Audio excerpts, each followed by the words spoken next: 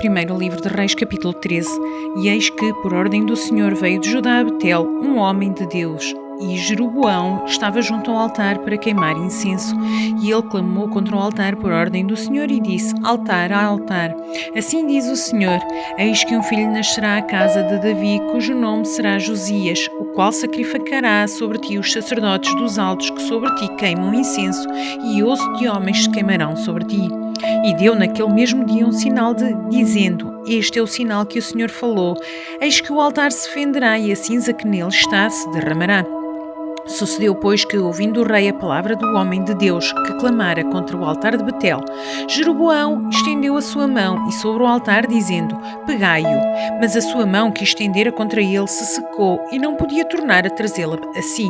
E o altar se fendeu e a cinza se derramou do altar, segundo o sinal que o homem de Deus apontara por ordem do Senhor.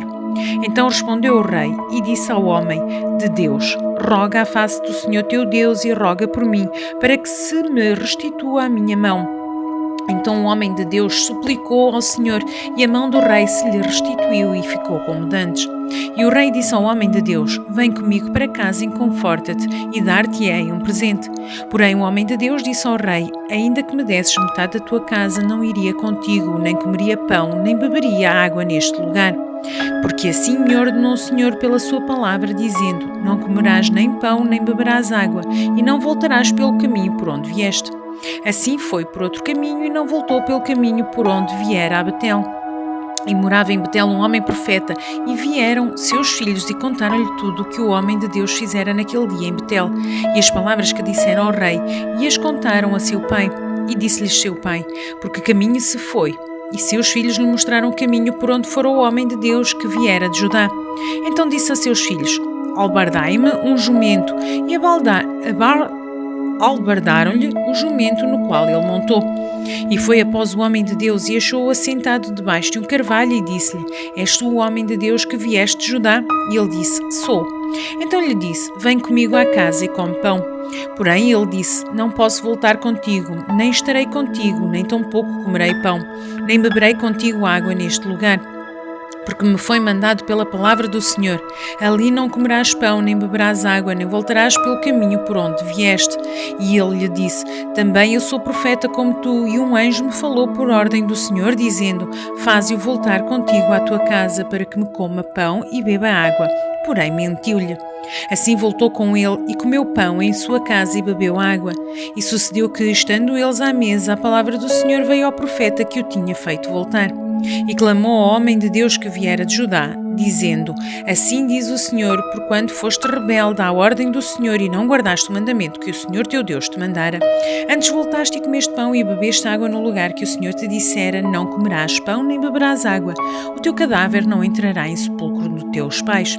E sucedeu que, depois que comeu o pão e depois que bebeu, albardou ele o jumento para o profeta que fizera voltar.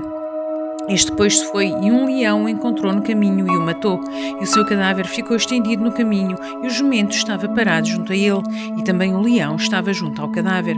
E eis que alguns homens passaram e viram o corpo lançado no caminho, como também o leão que estava junto ao corpo, e foram e o disseram na cidade por onde o velho profeta habitava.